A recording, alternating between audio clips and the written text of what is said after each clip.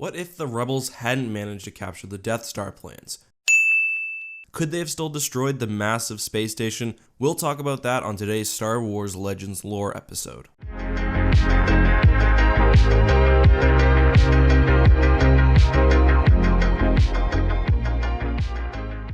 Hey guys, this is EckhartsLadder. Hello and welcome to another Star Wars Legends Lore episode. Today we are talking about 5 ways the Rebel Alliance could have destroyed the Death Star without use of the Death Star plans. I'll try to keep this relatively quick so you guys can get back to your Christmas festivities or your holiday celebrations, so let's get right into the list. The first way the Rebels could have destroyed the Death Star, and this is in no particular order, is by taking it down with another super weapon. Sure, the Death Star was an offensive juggernaut, but it was certainly not invincible. Other super weapons in the galaxy could have easily taken the space station down. The one that I think would have been most useful is Centerpoint Station. To be fair, the Rebels didn't at this point know how to use it or its potential, but it would have been incredibly deadly and would have easily swatted the space station out of the sky. The Empire itself would have also likely had many super laser prototypes. We know the Rebels, the Empire, and the Zon Consortium had a battle for the Eclipse 4 years after the Battle of Yavin. The Eclipse was likely in its prototype stages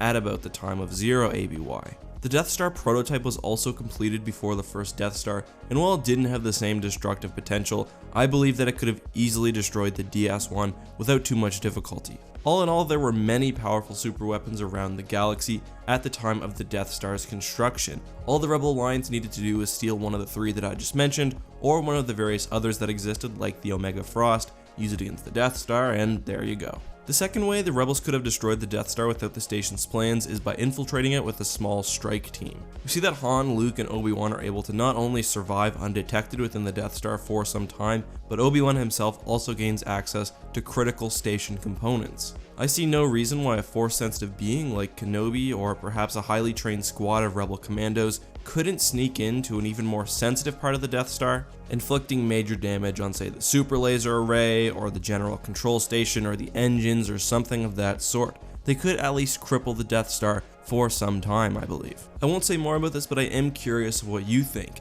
Say you're a Rebel general tasked with taking down the Death Star from the inside with a small infiltration force. How do you do it? What are your goals? And who do you select? The third way the Rebels could have blown up the Death Star contains some spoilers from Star Wars The Last Jedi. If you haven't seen that movie yet, feel free to skip ahead. I'll put time down on the screen where you can go and safely avoid spoilers. Give you a second. Alright, let's go. In The Last Jedi, we see the Raddus, which is one of the Resistance's warships, do a hyperspace jump into the Mega-class Star Destroyer, taking not only it down, but several ships in its accompanying fleet. I see no reason why, if this is a thing now in the Star Wars universe, that the Rebels couldn't do the same. We know for a fact that on at least one occasion, the Rebels actually assaulted the Death Star with Lucrehulk-class battleships. This was in Star Wars Legends. I see no reason why the Rebels couldn't have procured a few of these ships and maybe some other cargo ships, just hyperspace jumped them straight into the Death Star. Now, I don't actually think this would work, and I think that this scene was kind of a plot hole in The Last Jedi.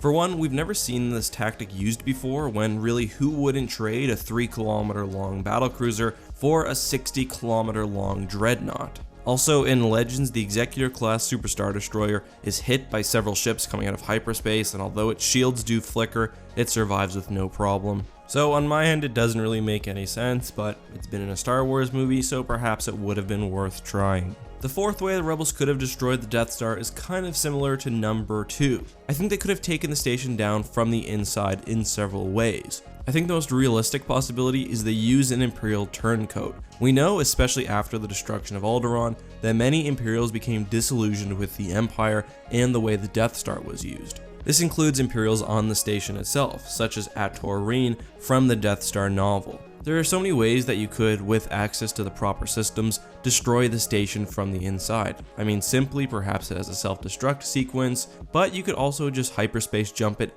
into a star or a black hole. You could also set the droids on board to kill organics. You could have the Death Star fire on the Imperial fleet, as we see in one of the Star Wars Infinities comics. Or you could just vent the atmosphere from the entire station and have the Rebels take it over. There are endless things you could do with a sufficiently high-ranking Imperial on the Rebel Alliance's side.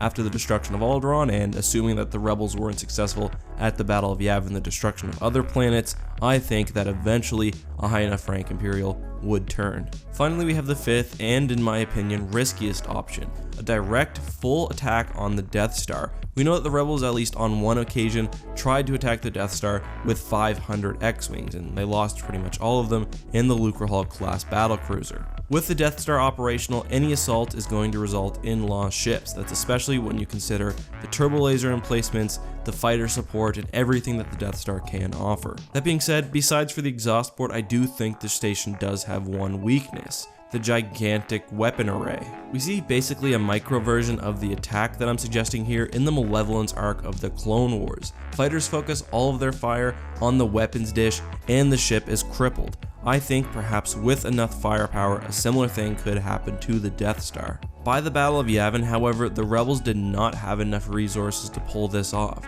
They would have had to unite every rebel cell within the galaxy and convert several entire systems with their own navies to the Alliance's cause. Again, I think just by the nature of the Death Star that people would start turning against the Empire once planets start blowing up. I mean, we saw this specifically with Alderaan. The rebels would have to keep moving, but I think perhaps with enough time, they could eventually secure enough forces to do a direct assault on the Death Star's dish. Could they actually take it out? I don't know. Likely there would be a shield protecting it, maybe they would have to take it down in some other way. And really, I think that this is the worst of the 5 options on this list, but still worth considering if the situation was dire enough. And those are the 5 ways that the Death Star could have been taken down without the Death Star plans. Through the use of a super weapon, through the use of a small infiltration squad, through a hyperspace jump, through Imperial Turncoats, or through a grand assault on the super laser dish. I will also say, if you want to get into the weird side of Star Wars Legends, there are other ways that you could do it.